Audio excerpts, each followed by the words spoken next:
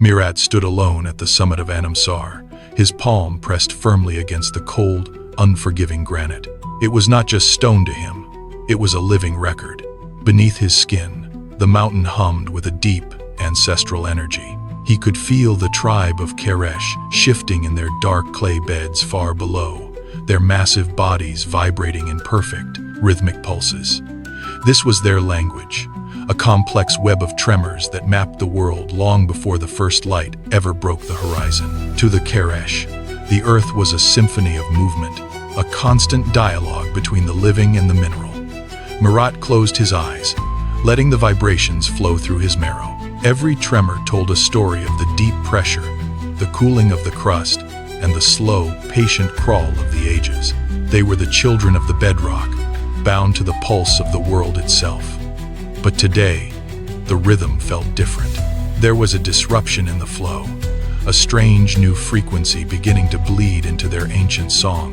As Mirat withdrew his hand, a jagged crack suddenly appeared in the air above the peak, shimmering like broken glass. He watched as a vision began to bleed into the sky, revealing a future he had not foreseen. In the valley below, a lush garden was blooming, vibrant and green. Within its borders, two soft-skinned creatures stood upright on the grass.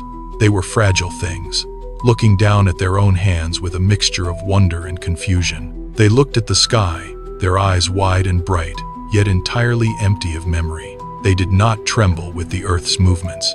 They did not listen to the deep groans of the shifting plates. To Mirat's horror, he realized they were deaf to the silence that held the world together. They walked upon the surface as if it were nothing more than a stage. Unaware of the vast, vibrating history beneath their very feet, they were the newcomers, and they brought with them a profound, hollow stillness that threatened to erase the Keresh way of being. The time of the Keresh was ending. Mirat signaled to the elders, his movements slow and heavy with the weight of decision. He knelt upon the summit and pressed his bare chest against the bedrock, slowing his own heartbeat until it matched the ancient rhythm of the stone. This was the final anchoring. With a roar of spiritual effort, he began to push the entire history of the Keresh into the mountain. He poured the memory of the starlight moss that once covered the world in a silver glow into the granite. He surrendered the secrets of the antlered herds that roamed the frozen wastes. Every song, every tremor, and every secret pulse was driven deep into the mineral veins. The rock grew warm, then hot, glowing with a soft internal light as it absorbed the essence of 1,000 generations. "Remember us," he whispered into the cracks of the earth. The stone grew dense, locking the tribe's very soul into the mountain's heart. It was a library of vibration, a fortress of memory built to survive the coming age of forgetfulness. The mountain groaned as it took the burden, its weight increasing as it became the tomb and the testament of a dying world. While Mirat bound the mountain, Taleh approached the edge of the ancient forest. She carried a silver spike, a fragment of the long sight that allowed her kind to see across the currents of time. With a single, decisive strike, she drove the spike into the deepest hollow of a massive oak tree. The wood shivered, anchoring a fragment of their wisdom into the living fiber of the forest. She turned her gaze toward the valley, watching the new creatures stumble through the high grass. They were clumsy, laughing at sounds that meant nothing, blind to the tragedy unfolding around them.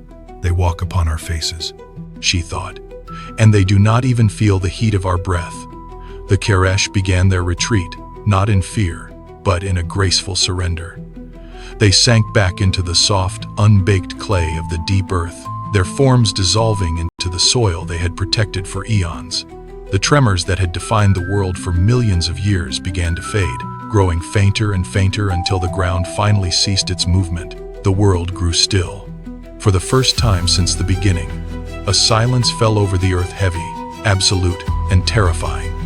Above, the garden flourished, a paradise of surface and sun. But beneath the roots and the stones, the ground remained dense with the hum of 1,000 years. The Keresh were not gone, they were waiting. They were the heat in the rock and the memory in the wood. They waited for the day a descendant of the soft-skinned ones might finally stop running. They waited for the day someone might place a hand upon the stone and learn at last how to listen.